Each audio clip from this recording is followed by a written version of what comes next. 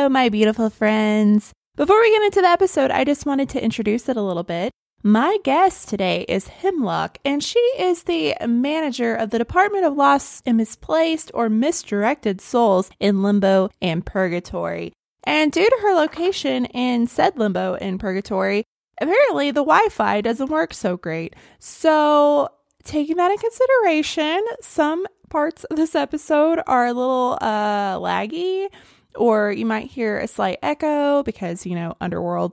And then also the internet tried to catch up after being laggy, so it kind of sounds a little robot-y. I did the best I could editing, but you know what? It's purgatory. What are you going to do? So just take that in consideration and don't throw tomatoes at us because we did our best. All right, have fun with this episode. It's a little different. So I do my normal segment, and then Hemlock segment is kind of like a Q&A. We got questions from Patreon, and we just kind of picked her brain about pantheons and gods, and it was amazing. So enjoy. Take it away, Pasquina and Hemlock.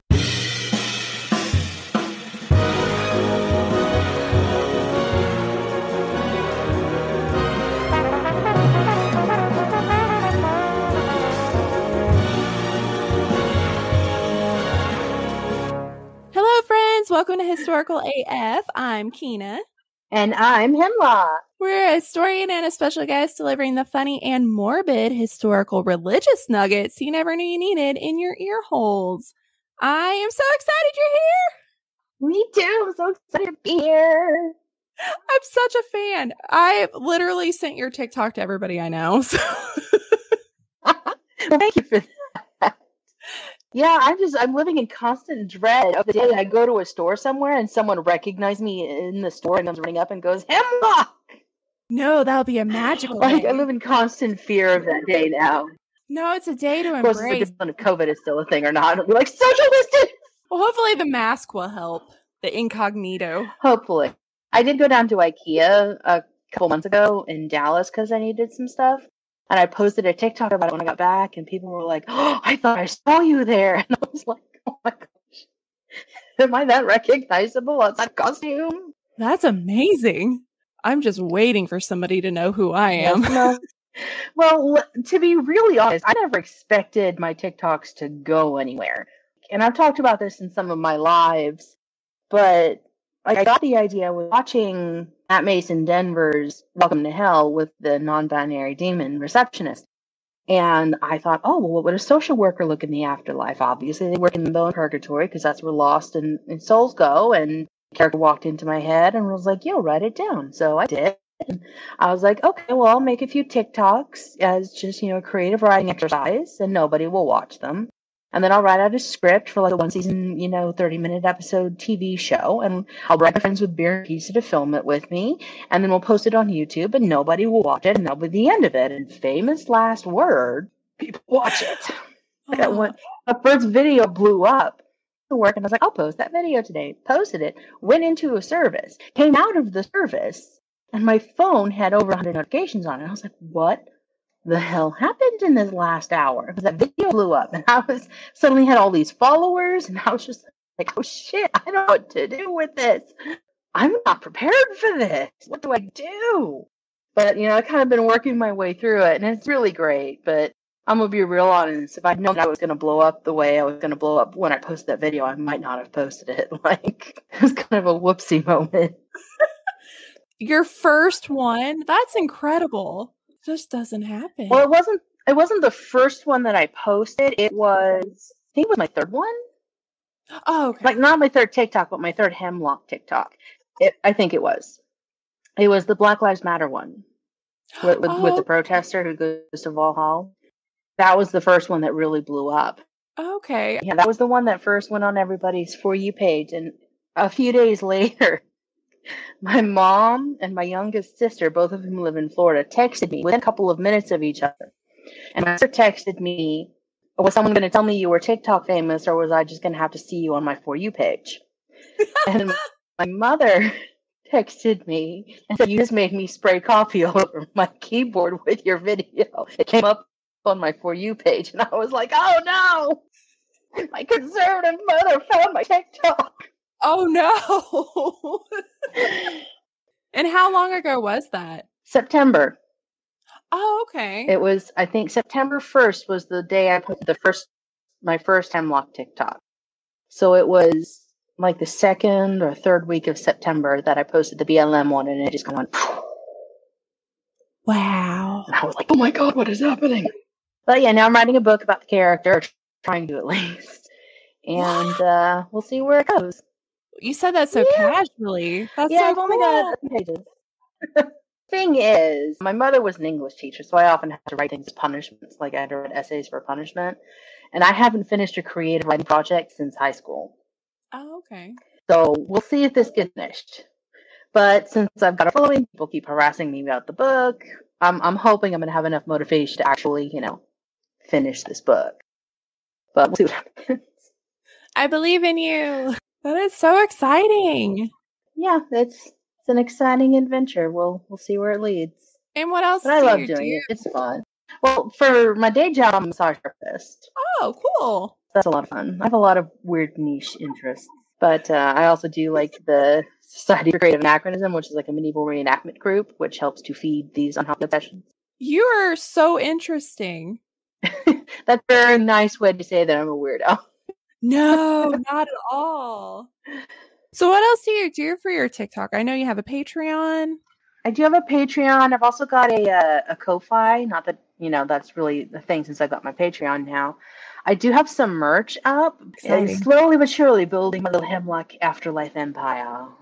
Wasn't expecting, to, other than, actually going viral myself, was that it would resonate so deeply with people. Like, the number of messages and comments that I get from people, not just those who've suffered from religious trauma either, although there is way too much of that for my liking, but just people who, they just, for whatever reason, really resonate with that particular video, and it, soothed their soul in some way. I've had several people tell me that I was the reason they got out of bed that morning, which is really sweet, but also really breaks my heart a little bit that, they're in such a struggling place, but I'm glad to be able to provide that lift that they need.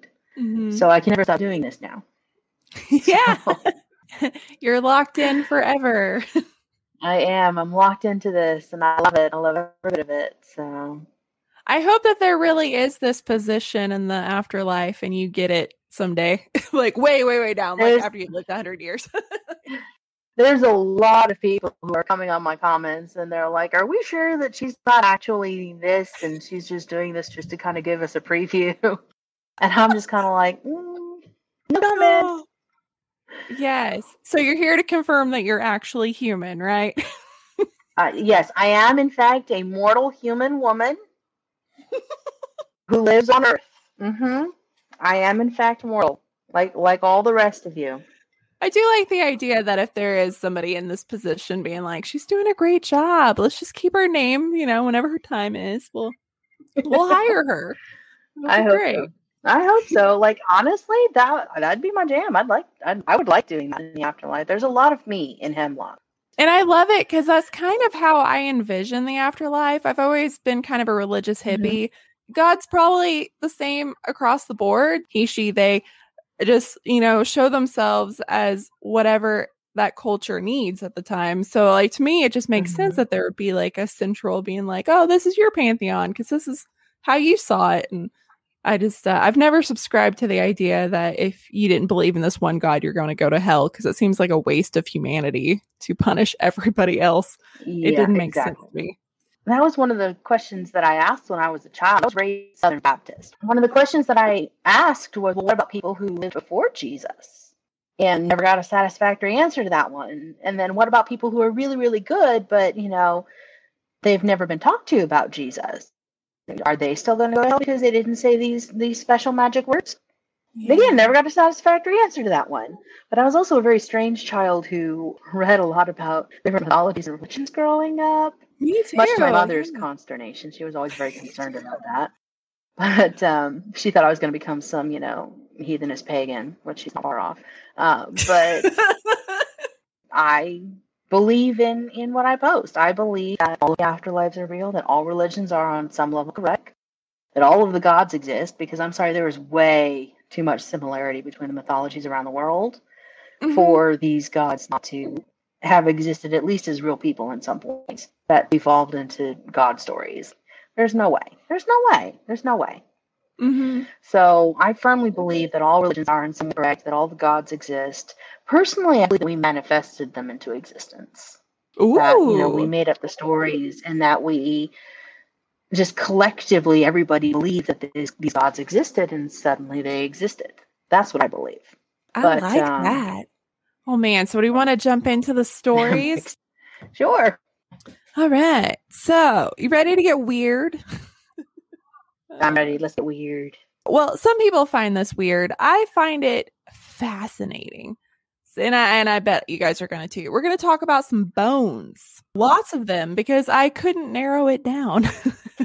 And this will also be a photo-heavy episode, so be on the lookout on social media and the website, historicalafpodcast.com, or you can join Patreon and watch this. Shameless plug. Have you ever heard of an ossuary? Yes. Okay, good. They're so cool. Ossuaries are where they store bones. Yeah. They're really neat. They're really, really neat. For those of you that have never heard of an ossuary, they are a repository for human skeletal remains. Meaning before the remains are placed in an ossuary, they're either buried or the body is left to decompose first, and then it's exhumed and cleaned and then put in said ossuary. The use of ossuaries in ancient practice is throughout Europe and the Near East, and we're talking 4,000 to 6,000 years ago in the Neolithic and Bronze Ages. So they old. Very old. So 3,000 years ago, ancient Persians, more specifically the Zoroastrians, placed the remains of their dead in a ostudan, which literally translates to place of bones. And I have a photo. So a guiding principle in Zoroastrian funerary practices is to prevent the impure rotting flesh from ever coming in contact with the soil, water, or fire. So the body of a person who has died was left exposed in an isolated structure called a dakma, or a tower of silence. There it would decompose and then be scavenged by vultures before the bones would be collected and placed in an ossuary. And here is the Tower of Silence. Nice. Yeah, so there'd just be bodies on top of there being like pecked at. Pure flesh removed. So in contrast to the Zoroastrians, the Eastern Orthodox Church funerals are based on the belief that the body is a temple. Therefore, cremation is forbidden. And the bodies of people who died are traditionally exhumed after several years and placed in an ossuary, often at a special memorial service as an anniversary of their death. Okay. In the 1st century, Jewish communities traditionally buried their dead by wrapping the body in cloth and placing it in a tomb hewn out of rock. And then a year or so later after the burial, the bones would be retrieved and then placed in an ossuary that was stored in the tomb. This practice is believed to have ended about the 3rd century. And of course, ossuaries are very common in Catholic countries. In the medieval and early modern periods, they were used to save space after cemeteries became super full. Especially during the plagues. Yeah. So either an ossuary could be done because of spiritual beliefs, or it could be convenience. So we got it on both sides of the spectrum here. The simple purpose of ossuaries mean that they can come in all shapes and sizes, because the only criteria is that they hold them bones. So we're going to start out small, and then we're going to get big. Dim bones, dim bones, dim bones, dim bones. Bones, dim bones. Okay, so we're going to start small. This is the James Ossuary. It's in private possession right now in Israel. It's a limestone box from the 1st century that was discovered in the Silwan Valley near the Temple Mount of Jerusalem. The bones once contained in this ossuary have long since disappeared, but an Aramaic inscription on it reads, quote, James, son of Joseph, brother of Jesus. Mic drop. So the existence of the James Ossuary was announced by Israeli antiquities collector Odin Golan at a press conference in 2002 and temporarily exhibited it at the Royal Ontario Museum in Toronto. Vaguely remember hearing about this. A big deal, as I recall. Yeah. Proof that Jesus existed. The biblical archaeologists accept that this is 1st century ossuary. Nobody has ever doubted the authentication of that aspect, but people question the inscription. Mm-hmm. So in 2004, Golan was charged with forgery by the Israeli Antiquities Authority. But in 2012, after 8 years in trial, the claims were dismissed, and then the James Ossuary was returned. And it just came down to there wasn't enough evidence to actually convict him of forgery because there were experts on both sides. So people are saying this is absolutely an authenticated inscription, and then some other people are like, well, maybe he added it and just made it look old. Hard to say. Yeah. And he got off for the forgery, but he was charged for stolen property and violating antiquity laws. And this is why there's so much skepticism, is because the artifact was not found by an archaeologist or as part of any licensed archaeological expedition or dig. It is believed that the ossuary was stolen from a burial cave, and it's unclear by whom. Yeah, so we're never going to actually know, but it is kind of exciting that it can't be disproven because so many biblical relics have been proven false very easily. So I think it's kind of cool that they can't prove it's fake. And if it is real, it's the first mention of Jesus ever. So that's kind of cool. And it was in the news relatively recently. I'm thinking 2015, there was a burial tomb close to this that had a lot of names related to Jesus. And some people think maybe this came from that and they're trying to connect the dots. But again, we'll never know. Because, it wasn't a proper archaeologist that took it. It's true. All right. Lord knows that's true. So we're going to move on to something slightly bigger. And this is a charnel house. And I think I'm saying that right. And a charnel house just means a building or a vault where bones are piled. So picture it. You're in Northamptonshire, England. You're visiting the Holy Trinity Church in Rothwell. So you find this narrow staircase and you start going down it and you think, of course I'm going to go down there. And then bam, you find yourself in a really scary, tiny dungeon full of bones. Bam. Talk about your haunted house. Right? So this is a little bigger. It's a room, and it's just stacked with a lot of bones. A little bookshelf of skulls, if you will. Mm-hmm. So this is really cool because it's believed to be one of only 2 medieval charnel houses in England that still hold their original human remains. So she a big deal. And this particular charnel house is from the 12th and 13th century-ish era, and it holds the remains of at least 2,500 people. In this instance, the bodies were probably relocated inside the charnel house when space was needed for new burials, since it was a small churchyard. The space is said to have been sealed up for centuries, and then it was rediscovered in the 1700s. You guys ready for a new nightmare scenario you never knew you needed? Can you imagine a person walking down in there and you're going to a church and you think there's nothing bad can happen to me here? It's a church, and you walk in and bones everywhere. Bones. It was worse because it was a grave digger and he was digging a grave and he fell through into this room. Oh my God. That's the best thing I've ever heard in my life. I was not aware of that story. And it was the 1700s, so there wasn't therapy yet. So that poor guy, I am glad I'm not to hell. Probably.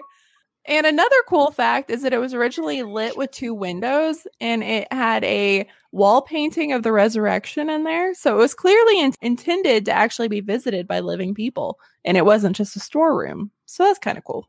Nice. And it has recently been digitized, so there are 3D models online, and I'll have links in the show notes if you guys want to check that out. All right, so we're going to get a little bigger. So now we're going to talk about a charnel house that's in Eggenberg Channel in Austria, and I hope I'm saying that right. It's a 14th century example that holds the remains of 5,800 people. The main difference here is that these bones are arranged in artistic design. I've seen pictures of this before online. It's really cool looking. Yeah, and it's also in a pit, so you're looking down. Right now, you're not allowed to go back in there anymore, so you have to stand behind glass looking down, but it's really cool. It's kind of like a weird skull spiral down into a pit. I think this is really, really cool how even with something as scary as death, we're able to take it and turn it into something beautiful. Like, yes, it's a little macabre, but it's also it's beautiful, and it has a lot of meaning, to us as humans. Oh, absolutely. I find these gorgeous. I know some people get freaked out, but I think they're beautiful. So there are mentions of this site as early as 1299, but the majority of this house was constructed in 1405. And like I said, right now you can, probably not right now because of COVID. Yay, COVID. But you can look down into it. They don't let anybody in there because people vandalize this. Like, who vandalizes human remains? I don't understand People who want to get haunted, that's who. Do you want ghosts? Because that's how you get ghosts. Like, no, why would you do that? God, no home training. People are, this one's wild. So now we're going to move along to a crypt. And this is the Capuchin Crypt in Rome. And it's a series of small chapels under the, okay, I'm going to try to do this. It's Italian. Don't judge me. I'm sorry. Okay. The Santa Maria della Concincioni de Cappuccini. I think I nailed it. I YouTubed it, so I hope I nailed it. Sounds right to me. It contains the skeletal remains of 3,700 intact and dismembered people believed to be Capuchin Friars. So this one actually has completely assembled people in it, unlike the other ones. And a little bit of history. So the Capuchin Friars were a religious sect founded in the 16th century, and they got their names from the hood that you can see in this photo, and it's attached to the habits. And they were called the Cappuccino because their robes were espresso colored. So a little fun fact. By the 17th century, they were moving to this new location, and they were ordered to bring all the old friars from the old monastery with them. So it took 300 cartloads of skeletons to relocate them here. And then Pope Urban the VIII, it always takes me a second to read Roman numerals. I swear I'm smart. Pope Urban the VIII even ordered the soil of the crypt be brought in from Jerusalem. And then afterwards, as the monks died, they were added to these crypts after about 30 years of decomposing in the ground. And I said there were a lot of little small rooms, so there's 6 total. The first one is this one. This one's called the Crypt of the Resurrection. And it features a picture of Jesus raising Lazarus from the dead, and it's framed by skeletal remains. Lots of bones, lots of bones. The Mass Chapel is an area used to celebrate Mass, and it doesn't contain bones, but it does have a plaque with the acronym DOM, which stands for Dio Optimo Maximo, which is to God the best, the greatest, a term initially referred to from pagan gods, Jupiter, but then it was claimed by the Christians later. The plaque actually contains the heart of Maria Felice Peretti, the grandniece of Pope Sixtus V and a supporter of the Capuchin order. So it has an actual heart in it. Yeah, that was a common belief, especially, Middle Ages through the Renaissance, that, the heart was the seat of the soul, and the closer your heart was to the altar in a church, the closer you would be to God in heaven. So a lot of people would, they'd be buried in the churchyard, but they'd ask their heart be cut out and buried somewhere in the church. And the richer you were, the money you could pay to the monks, and the closer they'd put you to the altar. Yeah. Catholicism is really fascinating to me. So I do really find all the body parts everywhere really fascinating. This chapel also contains the tomb of the papal Zouaves, who died defending the papal states in the Battle of Porta Pia. So there's a tomb in there too. So that's pretty cool. And then next we have the Crypt of the Skulls, which is exactly what it sounds like. There are possibly thousands of skulls that decorate that space. And then there's the Crypt of the Pelvises. Oh, it makes me laugh. So it has skeletons dressed in their hooded friar frocks, and they're suspended from the walls, and then they're surrounded by just a bunch of pelvises. And they kind of look like butterflies. I think that's really funny because I used to say do kind of look like butterflies, but when you think about it, Christianity especially is such a purity culture religion. And the fact that they would take all of these pelvises, which is where your genitalia are located, which is supposedly the no-no square, and surround the monks with it, who are supposed to be celibate. So they're surrounded by all of these no-no squares. It's just one of those really funnily ironic things if you think about it. Maybe it's just me and my demented brain, but that's where my head goes first every time. No, that's a perfect forever no squares. Yeah, it is very startling to think the whole wall is just a shit ton of pelvises. And they also have the crypt of the leg bones and thigh bones. They actually make a lot of like crossed arms, kind of like a pirate, like skull and crossbones situation out of leg bones. So that's kind of cool. And then this one is probably the most well-known one. So this is the Crypt of the Three Skeletons. So it has 3 complete skeletons of friars that are wearing the frocks. And there's also people on the side that are in a bench of more pelvises. And then hanging from the ceiling is another complete skeleton that has a scythe in its hand and a scale in the other. And then a plaque under the 3 monks or friars says the inscription in 5 different languages, quote, "What you are now, we used to be. What we are now, you will be." So that's dark. Cheerful. The whole everybody's gonna die. Like, that's fun. Yeah, it's absolutely. I mean, if we're all gonna die, we might as well be good about it, right? Yeah. And some of the bones are purposely children, which is also like a nod to like you could die at any time, even if you're little, you know. Not everybody gets to be old. So that's a thing. All right. So now we're gonna move on to an even bigger. I'm just waiting on the edge of my seat for you to get one I hope you're getting to. Probably. All right. So this is the Sedlic ossuary in Kosnica Ossuary Beinhaus, and it's in the Czech Republic. And it is one of the most macabre works of art in the world. And it has 40,000 skeletons in it. Is this the one you were thinking of? It's so cool. Yeah, this is the one I was thinking of. It's so cool. It is. It's on my list of places to visit one day. Oh, yes. Same. So it has everything, you guys. It has a bone chandelier that has at least one of every human bone in it. It has 2 large bone chalices, 4 Baroque-style bone candelabras, 6 enormous bone pyramids, 2 bone monstrances, which is a vessel used to display the Eucharist host. It has a family crest made out of bones, and then a lot of skull candle holders. It's like a goth dream in there. It really is. It is a goth sweat dream. Yes. Like all it needs is some black velvet curtains and some glitter, and you've got it. Like,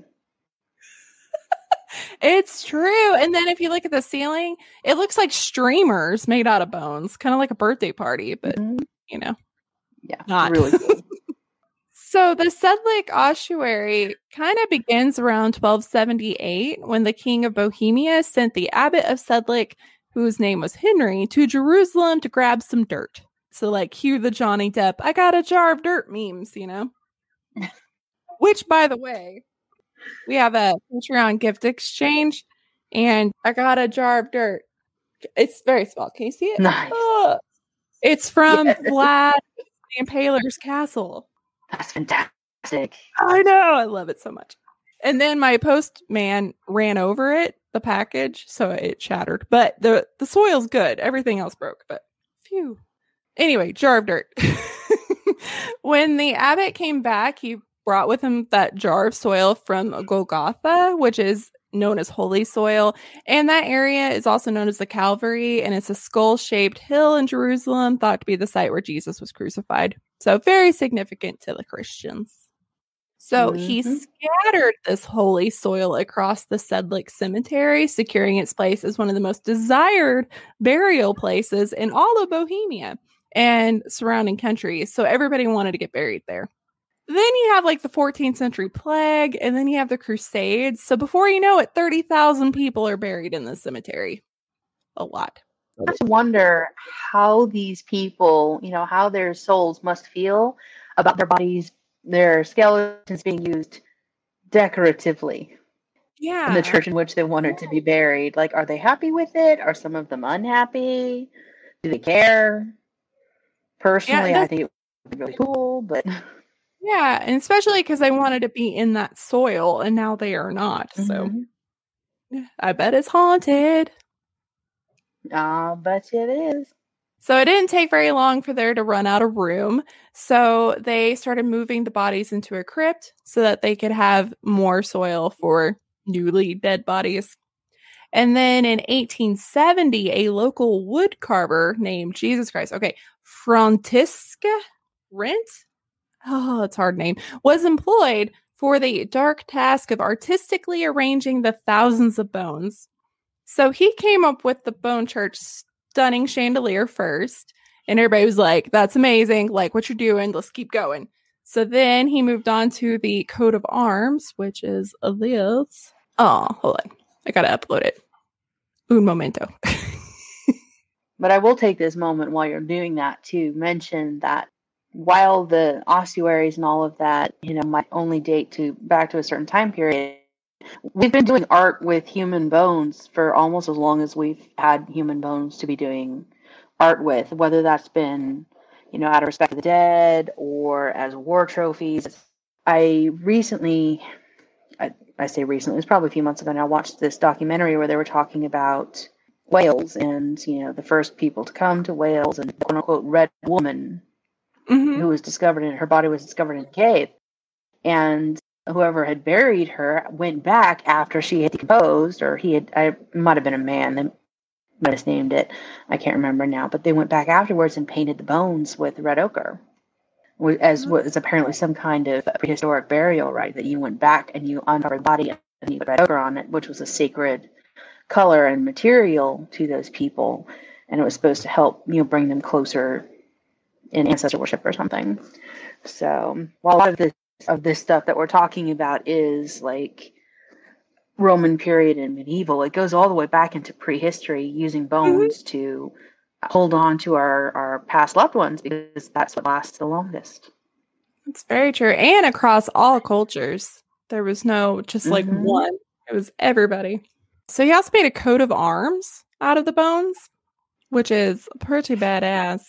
And then my favorite part of this is that there is a raven pecking out the eyeball of a skull. I love ravens. Corvids are awesome birds.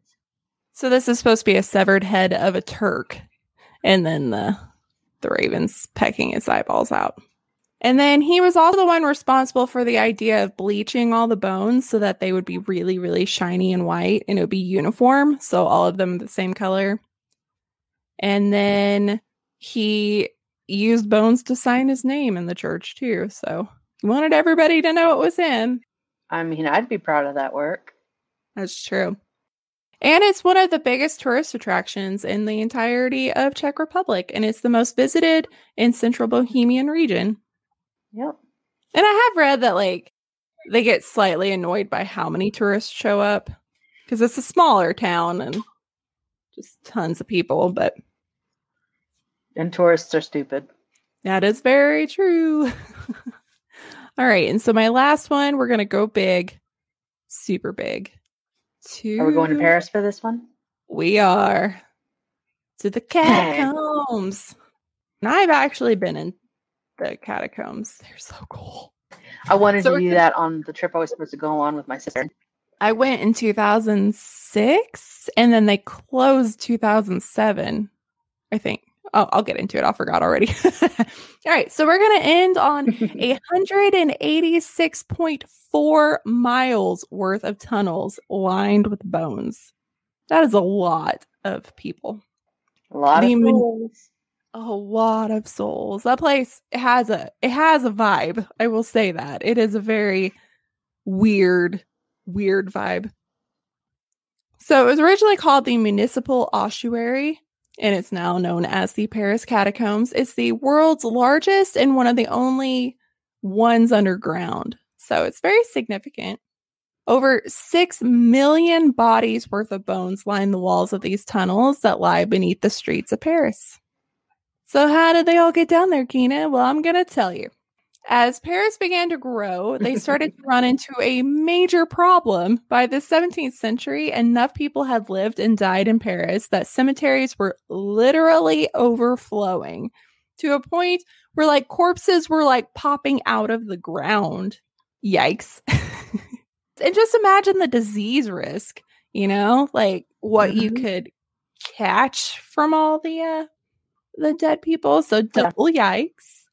But that's not even the worst thing that happened. If you lived near the neighborhood of Les Innocents, the city's oldest and largest cemetery, you had it the worst. See, they reported that the cemetery exuded a strong smell of decomposing flesh, and even the perfume stores claimed they couldn't do business because the smell was so bad. Oh, it's so bad. But wait, I there's just more. can't imagine living like that. Right? So in 1763, Louis XV issued an edict banning all burials from occurring inside the capital because they're running out of room. But because the church was pushing back, they didn't do anything because he didn't want to mess with the church. It's kind of like he wants to appease the people, but he doesn't want to deal with the fighting of the Catholics. So Louis the 16th, God, it takes me a minute to count in Roman numerals. I suck. So he came afterwards and he continued the crusade, and he proclaimed that all cemeteries should be moved outside the city limits of Paris. But it wasn't until 1780 that anything happened. So that year, there was a prolonged period of rain that caused the wall around Les Innocents to collapse, spilling rotting corpses into all the neighboring properties. Mm-hmm. Yes. A tidal wave of rotting corpses. In the most elegant city in the world. The city of love and rotting corpses. I just can't. Not a good time. So off to the tunnels we go. And these tunnels happen to date back way into like the Roman era when France was still Gaul. So they had already started making these tunnels. Like when I was in Paris, I didn't realize how much underground area was Roman cities. So like Roman bath, there's a Roman bath underneath Notre Dame de Paris. So it's like super cool and it's this whole thing. But it was also a major limestone quarry. So basically everything that is Paris came from underground. So it created this honeycomb of tunnels from when they were quarrying. So they began working to move the bones from the cemeteries to 5 stories below Paris. And in 1786, they started with Les Innocents. I suck at French. So they started there. And then I think we can all agree they deserve to go first, honestly. So yay for them. Yeah. And it took the city 12 years to move all the bones from bodies numbering between $6 and $7 million bodies into the catacombs. And the oldest of which dated back to the Merovingian era, which was 1200 years ago. And then I also thought it was kind of sweet. So every wagon load of remains had a priest with it, and they would chant the Office of the Dead prayer in a cycle the entire time so that they could remain in peace. And then the site was consecrated as the Paris Municipal Ossuary on April 7th, 1786. So they consecrated all the ground once everybody was in there. So at least they tried to keep everybody at peace. At least they thought they were. Peace there can be when you're rattling in a donkey cart down the streets of Paris into a cavern, but I mean, it's true. At least they tried. The thought was there. Exactly, they did their. And then later, it took on the name catacombs, and it came from Rome. They saw that the Romans had catacombs, and that was cool. So then they started kind of aligning themselves with that.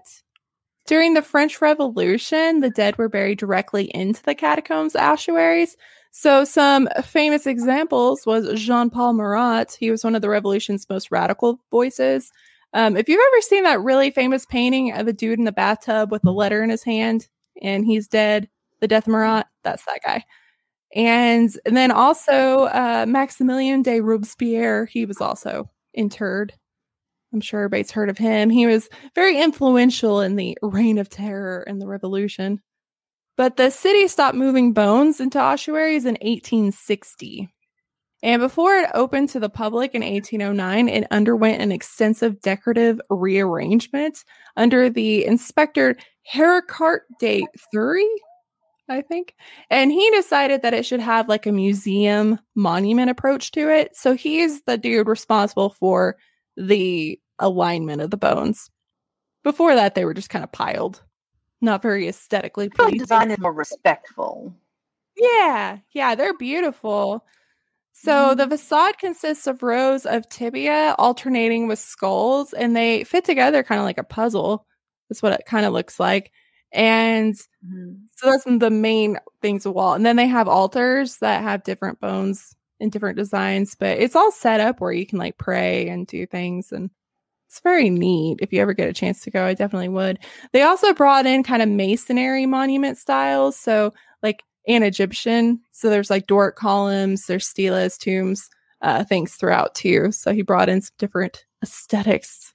I did not know this. I found this on the Catacomb website.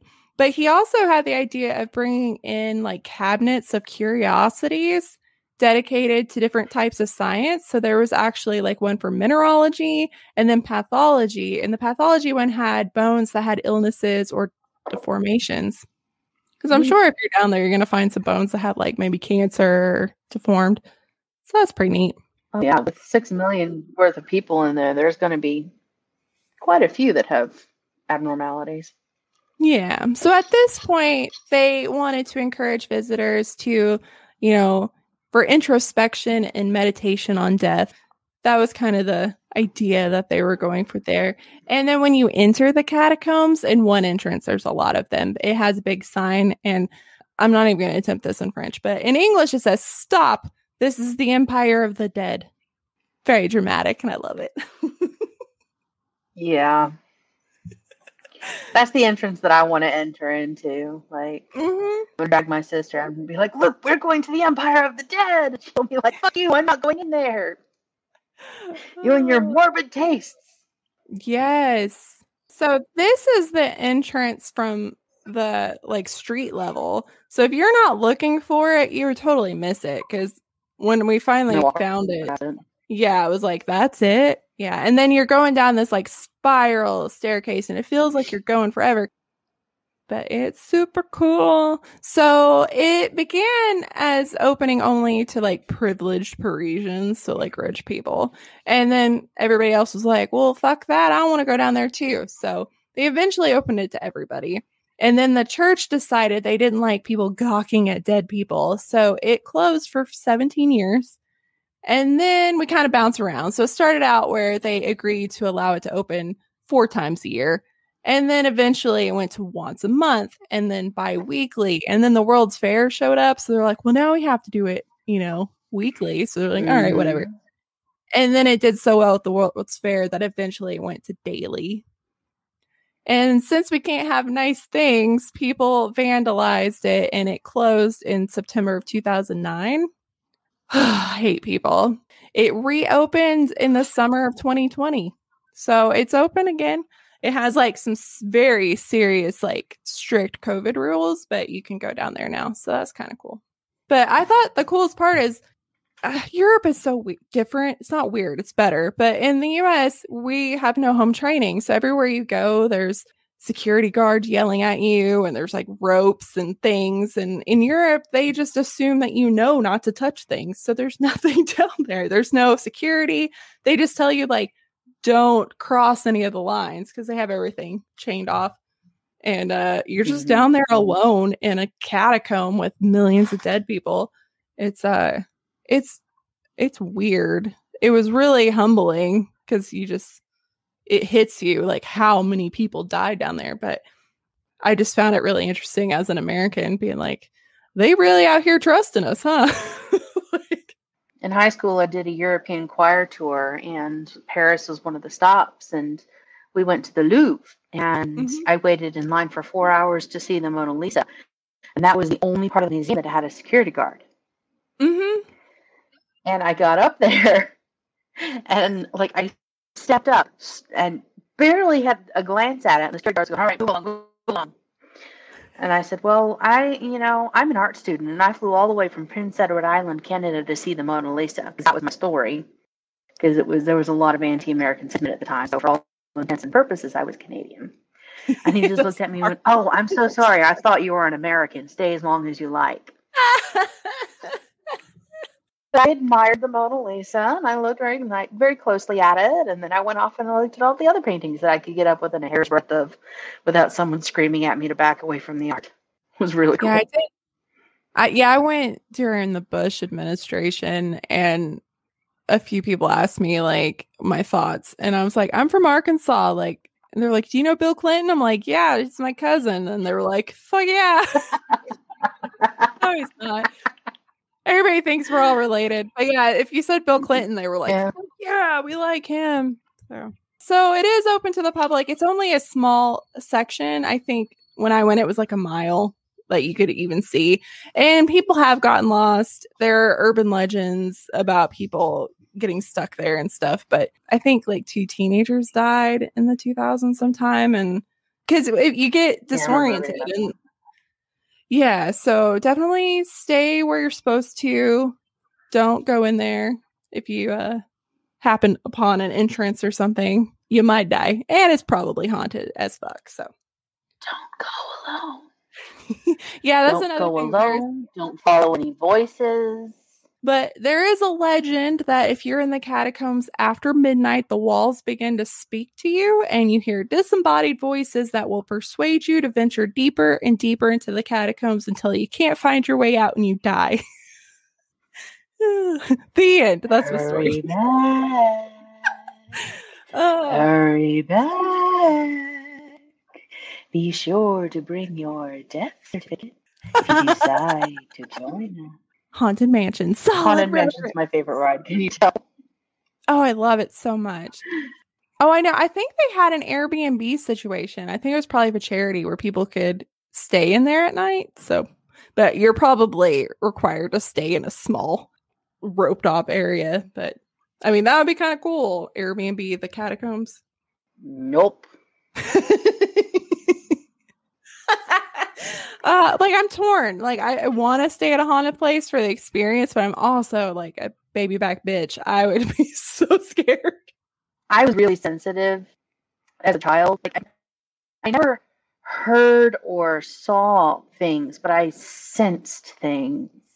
I sensed presences. One time I went downstairs to get a glass of water, and I was going back up the stairs, and there was someone following me up the stairs. I could feel them behind me, and I reached back, and I felt cold silk in my hands. And let me tell you, I never ran to my faster in my fucking life. Oh, man. But my grandparents have a lot of antique furniture in their house, a lot of it from Europe, so I think there was some stuff attached there. Yeah, so I kind of trained myself out of that a little bit growing up because it freaked me out so much. All right. Are you ready for yours? I'm so excited. I'm ready. Let's do this. So I'm trying to remember. I remember there was one question that someone had wanted to ask about Hades and how best to please him and curry favor. Personally, I don't work with deities really. As my family asks, I'm still very much a Christian. But I have done some reading on it and listening to other practitioners, other, like witches who work with Hades. My advice would be make nice with Persephone and set up a little altar space where you could leave offerings. So as I understand, he likes flowers, anything gold, dog stuff because of, Cerberus tend to be very, very popular offerings, especially in like springtime when Persephone, according to myth, goes back to be with Demeter for spring instead of being in the underworld. So candles are also usually a really nice offering, light a candle for the deity. And candles are something that's used across a bunch of religions. So if you're in the broom closet, it's really easy to hide that. I think of all of the Greek gods, Hades is kind of the most down to earth and chill and cool because, he's got his dog, he's got a steady, stable job, he's got his wife that he loves very much. He doesn't go running Yeah. around turning into swans and eagles. He doesn't go around, abusing the priestesses of Athena like Poseidon did. Fuck yeah, and Zeus can't keep it in his pants. Jesus. He can't. He can't. And it's funny because I saw a TikTok about this. Didn't really think that anytime a Greek woman got pregnant and she wasn't supposed to be pregnant, she blamed it on Zeus. I feel like that's a thing Greek women would do. And I was listening to it. I was like, you know what? I mean, yeah.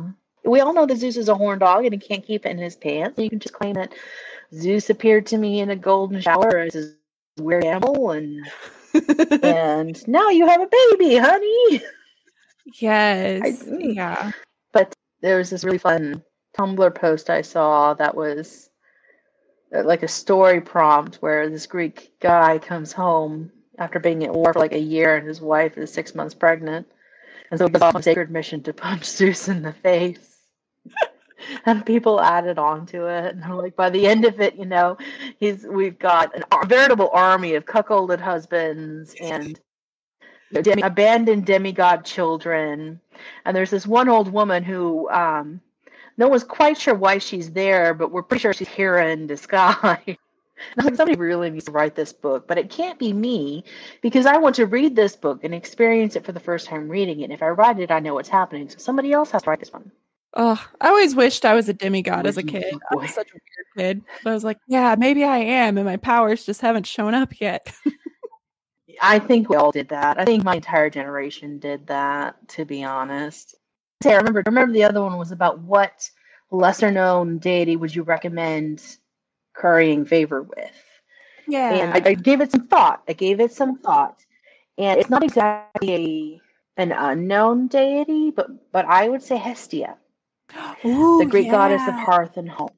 Because home is where you spend most of your time. Home is where, you need to be able to relax and, recover from wherever. And if you've got, Hestia helping you look out for your home, then I would say that would be the best one to curry favor with. And I think Hestia is a little bit of an underrated goddess. Hestia is actually really, really, really cool. I like Hestia. She's a very modest goddess. She's always veiled in all of her depictions, etc. But I think that Hestia is an aromantic asexual, personally, because in her myth, a bunch of different gods wanted to marry her, and she was totally not interested. And so she went to Zeus, and she said, "Look, can I have your permission to not be required to marry?" And Zeus, Captain Horndog himself, said, "Yeah, sure, whatever you want, sis." So her responsibility is taking care of the hearth fire on Olympus, and maintaining balance in the home, etc. So even in a patriarchal society like the Greek society, and even her counterpart in Roman mythology, who I forget her Roman name off the top of my head, she always got the first and best portion of any sacrificial offering at home. Okay. So when you were practicing, your worship at home, Hestia got her offering before Zeus came to the gods. She got the best offering above everybody else because her role was so important in maintaining the hearth as the symbol of home and stability. So I think Hestia is a pretty bum-ass goddess. Yeah. What's probably been the most interesting pantheon that you've come across, like when you're looking up stuff to do for your TikTok? Has there been one that surprised you? I don't think I've really been surprised by any of them. I will say when I was doing some research and I came across the Babylonian goddess Baal, B-A-U, Baal, and she's listed in the first things I was finding. She was listed as a goddess of healing, and then I was going back and going a little further, kind of, peeling back the layers. Turns out she was originally a dog goddess. She was the goddess of dogs, and she became associated with healing because temples were full of dogs, and people would go to her temples to see the doctors that resided there for whatever reason. And so the dogs became associated with healing because, they would help, lick the wounds or whatever and try and help the people who went. And so she became, over time, associated as a goddess of healing. So that was, I thought, a very interesting transition going from goddess of dogs to goddess of healing, and still being a goddess of dogs. It was kind of an interesting wheelhouse shift there, if you will. But yeah, the ancient Babylonian gods are really very interesting. I find the Celtic Pantheon a little confusing, which is probably makes my Welsh ancestors ashamed, because there's just so many different. Because the Romans came in and messed everything up. Yeah, basically, it's not clear anymore. So, and there's so many different names, and there's arguments over whether those are actually the same or it's a different god, and it's just there's a lot of scholarly debate. And I'm like, can I just have a simple yes or no answer? Is this the god of, music or poetry? Yeah, That's all I need. Just want to confirm this before I write them into a story. But yeah, it's a lot of fun doing the research on the different religions, the different gods and goddesses, and what they did. I'm trying to find a little more information on the Canaanite gods, because that's where the Christian god comes from. He was originally a minor Canaanite storm deity who had a wife. Oh. He was married. Mm-hmm. Well, that's interesting. And it's talked about in the Bible, like that there are other gods, because the commandment is, thou shalt have no other gods before me, not thou shalt have no other gods. Yeah. It was that way because he was part of a pantheon. And so the Jewish people, attaching specifically onto Yahweh, if that's even how the pronunciation is, Yahweh was a jealous God, and he didn't want you worshiping other gods ahead of him. He wanted to be the head honcho, get the best sacrifices. So you could have your other gods, and your wife could worship his wife, but, officially he had to be the head god. And I forget now the connection, but the primary god was called El, E-L. And Adonai is El Adonai or El Shaddai or whatever, has become synonymous with Yahweh specifically, but it was actually a different god. And so over time, that just kind of evolved into terminology that was used to describe Yahweh instead of the name of another god. But I don't remember the verses, but I think in a Song of Solomon and maybe the Psalms, there's conversations between Yahweh and other gods of the Canaanite pantheon. So there's biblical evidence, and of course I can't put a name to it right now, because it was forever ago that I looked that up.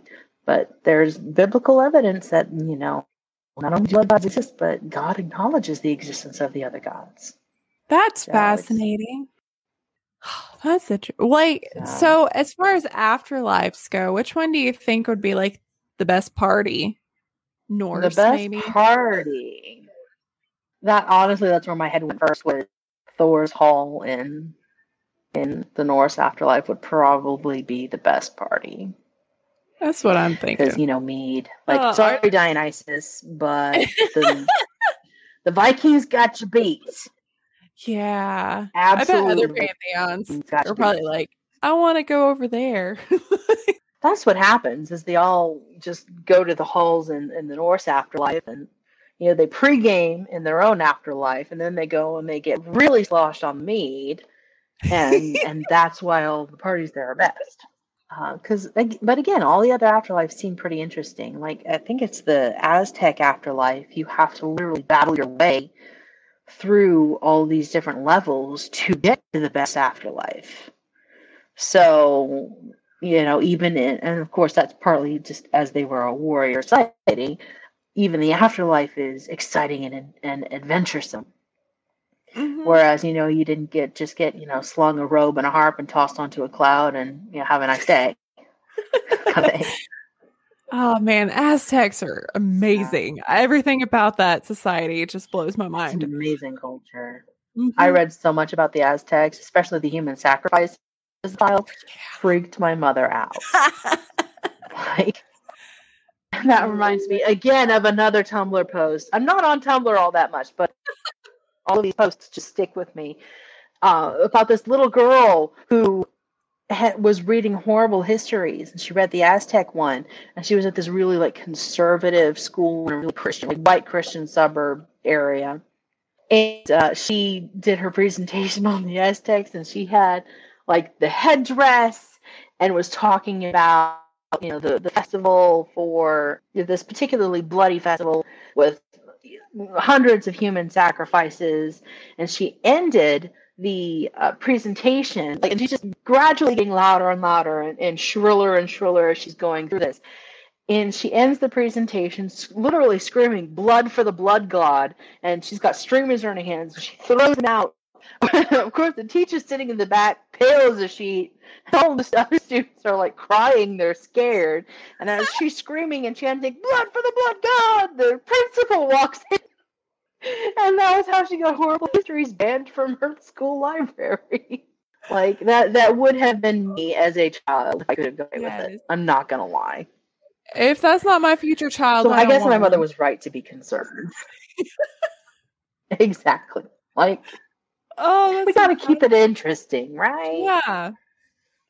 I think that even just talking about some of the lesser talked about pantheons, I think you're really opening up a world to so many people that may have never even thought to look up the Incan, afterlife, or like you said, the what did you just say? The Babylonian. I kept wanting to say Bohemian. Yeah. Yeah. It's just, I love that. And I think that's and just because our religion is not practiced anymore. I'm sorry, I was just going to say, just because a religion is not practiced anymore doesn't mean that we shouldn't study it and understand it, because it informs our religious practices today. Yeah. No matter what your religion is.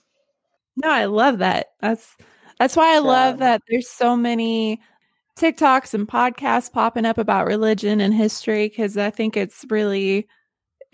people are learning more than they ever did before, because of the way we can present information, where it's not like boring or, mostly boring. But that's why I love it. It's so interesting. I love watching your TikToks because I learn things. And thank you. It's so fun. I just recently watched a documentary about, where was it? It's an Arabic name. I cannot for the life of me remember the Arabic name, but it's I think it was in Iran. And it's this place they've discovered, this religious complex that is older than Stonehenge. Because it was right around the time that agriculture was becoming a thing. So it was literally the earliest religious complex that's ever been uncovered. And it had all of these carvings on it. And they were talking about, how they weren't sure what religion they practiced, but they're pretty sure it was like an animal-based religion, because most early religions were. I'm just trying to study it and figure it out, because that's the only link they have to these people is their religion. So whether you believe in a religion or not, whether you think it was ever valid or not, whether you think those gods ever existed or not, it's still an important link to human history. Yeah. Because that's, for so many cultures, that's the only thing left, is some of their religious artifacts, etc. That's the only way that we have to study and understand them is through their religion. Absolutely. Well said. That's why I think a lot of people are fascinated about like ancient Egypt, and a lot of that history we learn about is their gods, and it tells you so much about a people and a culture. It's just so fascinating. Religious, like mummification. It was a religious practice, but through that religious practice, it's allowed us to learn a lot about who the ancient Egyptians were as a people, where they came from, when they first came to Egypt, all of the secular information about them that we can only learn through the religious aspect of mummification. Yeah, and like mythologies, people are really interested in. We can learn so much more, even like Greek and Roman, even their politics are really old, and it's So There's a interesting. lot to be learned from the oral traditions and mythologies of people, like the Aboriginal people of Australia. Their oral stories are basically 100% accurate to when their people first came to Australia. They are so strict about their oral history and not a bit of it changing, not a bit of inflection changing, that it's basically identical to when they first came to the continent. And modern white archaeologists are only just now realizing that they're talking on a lot of these stories about megaflora and fauna that are extinct, and they can learn so much about Australia and how it looked, and weather patterns and the creatures that lived there, and all of this important information historically about the landscape and the people, just by listening to the indigenous people and their oral histories. But I just watched literally just last night watched a show about Easter Island, Rapa Oh, Nui, yeah. and they were talking about the Moai. And I remember reading an article where it was when they're just figuring out how they moved them, which by the rocking back and forth. And Yeah. I remember in this article, one of the explorers or whatever who was first coming there asked the people how did they get these statues to where they were, and the people said they walked. And the Europeans were like, "Oh, these superstitious natives, they think that these were, able to walk. That's not how it happened." And that's exactly how it happened. Yeah. Sorry, I have very strong feelings about this kind of thing. Oh, same. Yeah. Listen, Easter Island's a trip. That's another one of those, like, aliens did it. And I'm like, oh, no. no, aliens did not do that. Come on, I learned when I was a kid that if you had something really heavy that you couldn't lift that you needed to move somewhere, if you get it on 2 points, you could walk it. Yeah. This is not difficult. I figured that out as a child. Try and blame aliens for everything, guys. Oh, yeah. It's my biggest pet peeve. Aliens. I rage. I have so much rage. That was my most recent TikTok, was just like, what's the thing about history that makes you want to just like, ugh? Mine's aliens. I'm like, it's so racist, and people don't realize how racist it is. So racist. Yeah. And I'm one of those people that the universe is huge. We cannot be the only sentient, intelligent life forms that formed in the entirety of the universe. There's no way. But at the same time, I don't think they're coming here building pyramids. No. I think they're zipping around, No. probably probing some people, but they're not building shit. They're just... No. If they're coming here, they're taking one look at us morons and running screaming in the other direction because, humans. Yeah. Mm-hmm. So context with religious texts is hugely important as well, because there is no religious text that comes 100% from a deity. Yeah. Even if something does happen to be divinely inspired, Pastafarianism, anyone? It's always coming through the lens of a human being. And this is an argument that I've had with relatives several times. It's always passing through the lens of a human being and their experience and the time and place in which they live. Mm-hmm. And so that's always going to affect the religious text. And the more you understand about history and the time period in which a text was being formed, the better you understand the religion. Yeah. Context is key. So much so. Context is everything. Without context, you don't know jack squat. Mm-hmm. Yeah, especially with a lot of text, all the translations, when you've been translated on translation, on translation, on translation, of course a lot gets lost. It's crazy. Oh, yeah. Speaking of translations, this is my favorite argument to bring up with some of my relatives. King James was a flaming homosexual.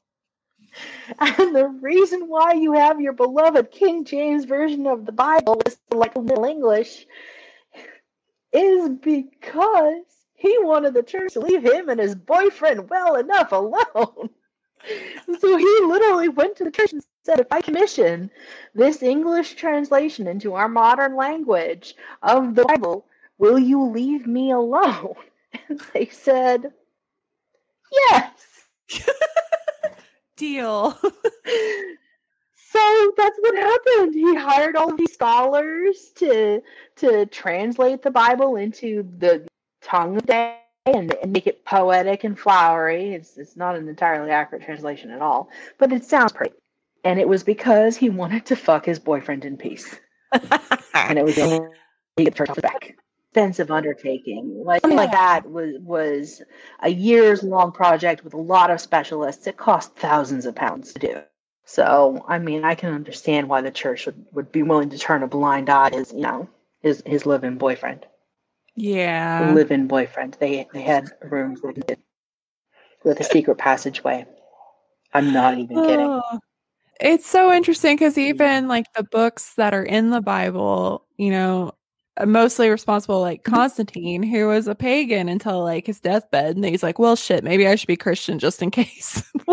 Like it just in case. Just in case. But there are so many more religious texts from that time period that were being used by Christians as, religious texts, like the Gospel of Mary. I've never read it. I don't know where to get a copy. Actually, there's probably copies available somewhere.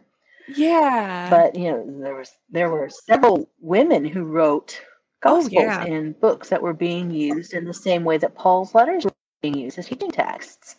And a bunch of, white men, mostly white men, got together in a council and decided which books were going to be in the Bible, which ones were going to be canon, and which ones weren't. Yeah. So again, the Bible it did not come into being all at once. It did not come into being. It was not handed to someone by God.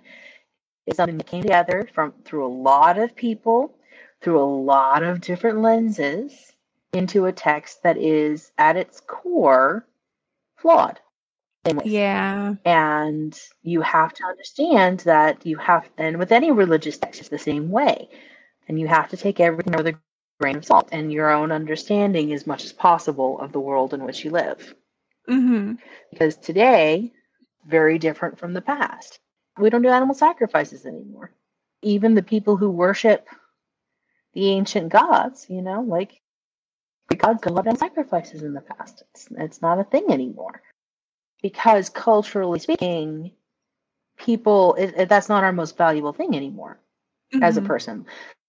Like if you are a shepherd in Greece, in prehistory, your most valuable thing that you had was your flock, because that was how you kept alive. And so that was the most valuable thing that you could offer to your god or gods, was part of your flock. Harkens all the way back to Cain and Abel.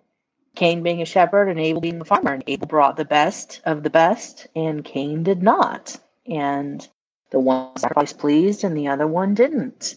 Man. And it was all about, what was your best possible offering. So even though Cain brought a traditional blood sacrifice, Abel's offering was favored because it was the best that he had to give. And nowadays, it's not a part of our culture anymore, because so many of us are so disconnected from our food sources, we wouldn't even know how to process a chicken, if it came to it, like much less perform a proper animal sacrifice to your god. Like, have you ever seen that show, Miracle Workers? I have not, but it's something I definitely want to watch. Steve Buscemi plays God, and there's a part where he's kind of like, the idea is that there's multiple gods, and his parents were like, okay, you can have Earth, even though they were like, what the fuck is that? It makes no sense. What are these animals? And he's like, like a giraffe is a dog with a leg for a neck or something. And they're like, none of this makes sense, but we're just going to let him whatever. Somebody was talking to him and he's like, they don't even make sacrifices for him anymore. And they're like, it really grossed you out. And he's like, I know, but they could at least still try. It was the thought that counted. Yeah, it's really funny. Yeah, but like a lot of it's, cultural. Like we don't have that same lifestyle anymore. So it doesn't make sense for us to worship in the same way. And that's something that is a double-edged sword with religion. because religions change. They have to, by their nature, change in order to stay alive, to still be practiced. Otherwise, they die. And they can change for the better, or they can change for the worse. And sometimes they can walk a nice middle ground, but I think for the most part, things can go a little wonky. Again, I'm picking it on Christianity because I can, because that's what I'm experienced with. The Crusades, anyone?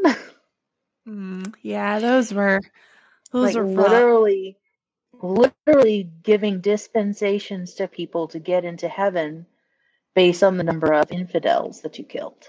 Oh, don't even get started on the children. In the face of the Ten Commandments, thou shalt not commit murder. Oh, dear Lord. We're not going to talk about that. Such a tragic history. Yeah.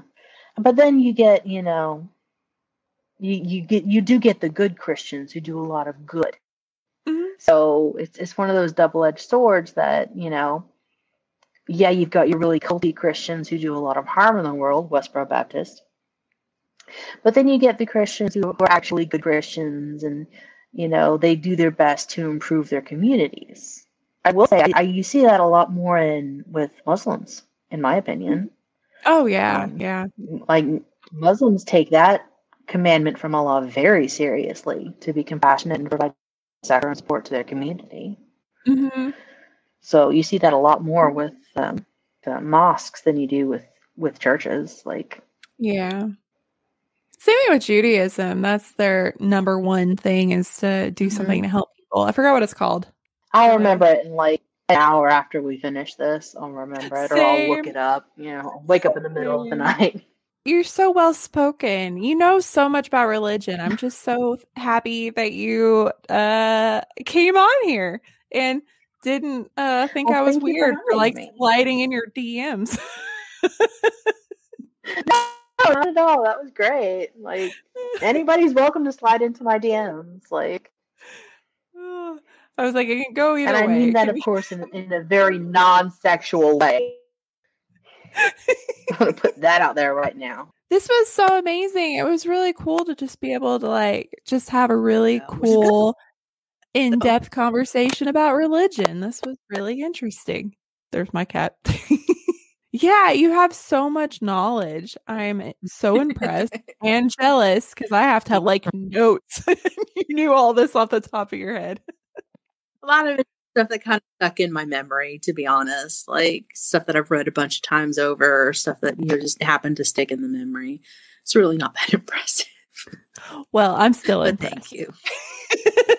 Oh, well, thank you so much for joining me. You're welcome to come back anytime. I've had so much fun, minus the internet problems. I'll happily come back and. I just want to thank Hemlock again for joining me for this episode. I couldn't think of anybody else I'd want to talk mythology and pantheons with than Hemlock herself. If you guys want to follow her, it's at Tang, TANGWYSTL on TikTok, and I highly recommend it.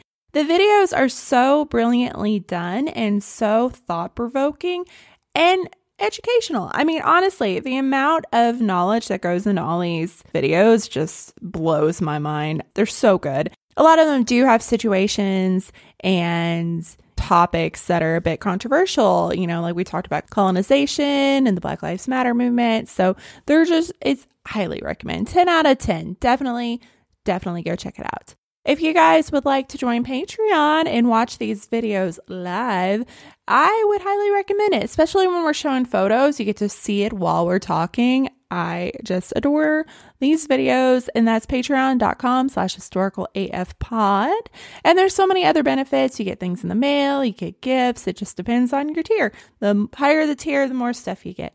And also, we started doing game nights, and it is so much fun. We've been playing Among Us a lot lately. Everybody murders me. It's a good time. So definitely check that out. If you like to send an email, either just, chat or to send in a listener story, that is historicalafpod@gmail.com. And if you would like merch, go to shop.spreadshirt.com/historicalafpod, and there'll be some sales coming up. So definitely keep an eye out for that on social media, which is Historical AF Pod across the board: Facebook, Twitter, Instagram. If you just want to go to one website and have everything there so you don't have to remember anything, because I don't blame you, that's historicalafpodcast.com. All right, guys, I'll see you next week with Religions Part 2, and I'm going to be joined by Marie, who is in seminary school to be a priest. I'm so excited. You guys are going to love her. And I hope everybody's doing well and staying safe and staying healthy, and I'll see you next week. Okay, bye.